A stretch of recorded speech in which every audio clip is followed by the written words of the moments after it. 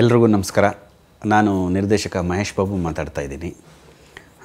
ನಾನು ಈಗ ತಾನೇ ಒಂದು ಟ್ರೈಲರ್ ರವಿಕೆ ಪ್ರಸಂಗ ಅಂತ ಒಂದು ಟ್ರೈಲರ್ನ ನೋಡಿದೆ.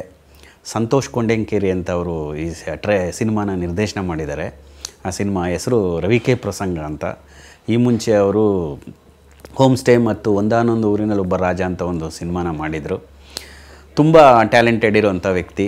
ಆಮೇಲೆ ನನಗೆ ತುಂಬ ಹಳೆ ಪರಿಚಯ ಅವರು. ಆ್ಯಕ್ಚುಲಿ ಅವರು ಹೋಮ್ ಸ್ಟೇ ಮಾಡೋದ್ರಿಂದ ನನಗೆ ಒಂದು 8-9 ಇಯರ್ಸಿಂದ ತುಂಬ ಪರಿಚಯ. ತುಂಬ ಹೊಸದನ್ನೇ ಏನಾದ್ರು ಮಾಡಬೇಕು ಅಂತ ತುಡಿತಾ ಇರೋವಂಥ ಒಬ್ಬರು ನಿರ್ದೇಶಕರು. ಈ ರವಿಕೆ ಪ್ರಸಂಗ ಈ ಟೈಟ್ಲ್ ಕೇಳಿದ ತಕ್ಷಣ ನನಗೆ ಒಂದು ಚಿಕ್ಕದಾಗಿ ಫ್ಲ್ಯಾಶ್ ಆಗೋದೇನು ಅಂದರೆ, ನಾರ್ಮಲಾಗಿ ಈಗೆಲ್ಲ ತುಂಬ ಹೆಣ್ಮಕ್ಳೆಲ್ಲ ಟೈಲರ್ ಅಂಗಡಿಗೆ ಹೋಗಿ ಬ್ಲೌಸ್ ಎಲ್ಲ ಹೊಲಿಸ್ತಾರೆ, ಮಾಮೂಲಿ ಇದೆ. ಬಟ್ ನನಗೆ ಗೊತ್ತಿರೋಂಗೆ ನಮ್ಮ ಪೀರಿಯಡಲ್ಲಿ ಜೆಂಟ್ಸೇ ಜಾಸ್ತಿ ಲೇಡೀಸ್ದು ಬ್ಲೌಸ್ ಆಗಲಿ ಏನಾಗಲಿ ಹೊಲಿತಾ ಇದ್ದಿದ್ದು. ಆ ವಿಷಯದಲ್ಲಿ ಬ್ಲೌಸ್ ಹೊಲಿಬೇಕು ಅಂತಂದರೆ ಸೀರೆ ಏನೋ ತೊಗೊಂಡ್ಬಿಡ್ತಾರೆ, ಬಟ್ ಆ ಬ್ಲೌಸ್ ಹೊಲಿಸ್ಬೇಕು ಅಂದರೆ ಆ ಡಿಸೈನರ್ ವೇರ್ ಥರ ಬೇರೆ ಅವ್ರನ್ನಾರು ನೋಡಿ ಇಂಪ್ರೆಸ್ ಆಗಿರ್ತಾರೆ. ಆ ಥರ ಹೊಲಿಬೇಕು, ಈ ಥರ ಹೊಲಿಬೇಕು ಅಂತ ತುಂಬ ಇದು ಮಾಡ್ತಾರೆ. ಕೊನೆಗೆ ಅವ್ರು ಹೋದ್ಮೇಲೆ ನಮ್ಮ ಟೈಲರ್ ಅಂಗಡಿಲಿ ನಾವು ಹೋಗಿ ಕೂತ್ಕೊಳ್ತಿದ್ವಿ ಒಂದೊಂದ್ಸಲ. ಅವ್ನು ಬಂದು ಹೇಳ್ಬಿಟ್ಟು ಹೋಗ್ಬೇಕಾರೆ ಲೇಡೀಸ್ದೆಲ್ಲ ಅವ್ನು ಹೇಳೋ ಬಂದು ತಲೆ ತಿಂತಾರೆ, ಎಲ್ಲೋ ನೋಡ್ಕೊಂಬಂತು ಇವ್ರ ಬಾಡಿಗೆ ಅದು ಮ್ಯಾಚ್ ಆಗೋಲ್ಲ, ಸುಮ್ಮನೆ ನಮಗೆ ಒಂದು ತಲೆ ತಿಂತಾರೆ, ಇವ್ರು ನೋಡಿದ್ರೆ ಏನೋ ಡ್ರೆಸ್ ಆಗುತ್ತೆ ಅಂತ ಅವ್ರ ಬಾಡಿ ಶೇಮಿಂಗ್ ಬಗ್ಗೆ ಎಲ್ಲ ಮಾತಾಡೋರು. ನಮ್ಗೆ ಆಗ ಅನ್ನಿಸ್ತಾ ಇಲ್ಲ. ಈ ಸಿನಿಮಾ ನೋಡಿದಾಗ ಅವೆಲ್ಲ ಚಿಕ್ಕದಾಗಿ ನಮಗೆ ಕರೆಕ್ಟ್ ಅಲ್ವಾ, ಇದನ್ನು ನಾವೆಲ್ಲೋ ನೋಡಿದ್ವಿ ಅಂತ ನಿಮ್ಮ ಲೈಫ್ಗೆ ತುಂಬ ಹತ್ರವಾಗಿ ಕನೆಕ್ಟ್ ಆಗುತ್ತೆ. ಇದು ನೀವು ನೋಡಿದಾಗ ನಿಮಗೆ ಅರ್ಥ ಆಗುತ್ತೆ. ನಿಮ್ಮ ಚಿಕ್ಕ ವಯಸ್ಸಲ್ಲಾಗಿಲ್ಲೋ, ನಿಮ್ಮ ಮನೇಲಿ ಎಲ್ಲೋ ಆಗಿರೋದು, ನಿಮ್ಮ ಊರಲ್ಲಾಗಿರ್ಬೋದು, ಈ ಒಂದು ಸಿಚುವೇಶನ್ಗಳು, ಈ ಪ್ರಸಂಗ ನಿಮಗೆ ಜ್ಞಾಪಕ ಪಡಿಸುತ್ತೆ. ಅದು ಸ್ವಲ್ಪ ಹಿಲೇರಿಯಸ್ ಆಗಿ, ಸ್ವಲ್ಪ ಕಾಮಿಡಿಯಾಗಿ ಚೆನ್ನಾಗಿ ಪ್ರೊಜೆಕ್ಟ್ ಮಾಡಿದ್ದಾರೆ. ಆಮೇಲೆ ಇತ್ತೀಚಿನ ದಿನಗಳಲ್ಲಿ ನೀವು ಕಮರ್ಷಿಯಲ್ ಸಿನಿಮಾ, ಆ್ಯಕ್ಷನ್ ಸಿನಿಮಾ, ಸ್ವಲ್ಪ ವೈಲೆನ್ಸ್ ಸಿನಿಮಾಗಳನ್ನೆಲ್ಲ ನೋಡ್ತಾ ಇದ್ದೀರಾ. ಕಂಟೆಂಟ್ ಓರಿಯೆಂಟೆಡ್ ಸಿನಿಮಾಗಳು ಅಂತಲೂ ತುಂಬ ಕಮ್ಮಿ ಬರ್ತಾಯಿದೆ. ಆ ನಿಟ್ಟಿನಲ್ಲಿ ಈ ಒಂದು ಸಿನಿಮಾ ನಿಮಗೆ ತುಂಬ ಖುಷಿ ಕೊಡುತ್ತೆ. ಯಾಕಂದರೆ ಹೆಸರೇ ಒಂಥರ ತುಂಬ ವಿಶಿಷ್ಟವಾಗಿದೆ, ರವಿಕೆ ಪ್ರಸಂಗ ಅಂತ. ಈ ಸಿನಿಮಾದ ಬಗ್ಗೆ ಹೇಳಬೇಕು ಅಂದರೆ, ಸಂತೋಷ್ ಅವರು ನನಗೆ ಚಿಕ್ಕದಾಗಿ ಈ ಸಿನಿಮಾದ ಒಂದು ಲೈನ್ ಹೇಳಿದರು.